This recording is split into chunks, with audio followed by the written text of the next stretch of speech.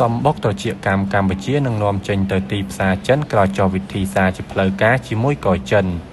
ភ្នំពេញក្រសួងកសិកម្មរុក្ខាប្រមាញ់និងនេសាទប្រកាសដល់ម្ចាស់អាជីវកម្មកែច្នៃបឋមសម្បុកត្រចៀកកម្មសម្រាប់ការនាំចេញមកដាក់ពាក្យស្នើសុំនៅទីស្តីការក្រសួងកសិកម្មបន្ទាប់ពីក្រសួងបានចុះហត្ថលេខាលើពិធីសារពាណិជ្ជកម្មជាមួយអគ្គរដ្ឋបាលកយចិនសម្រាប់ការនាំចេញសម្បុកត្រចៀកកម្មពីកម្ពុជាទៅកាន់ប្រទេសចិនកាលពីថ្ងៃទី17ខែមេសាឆ្នាំ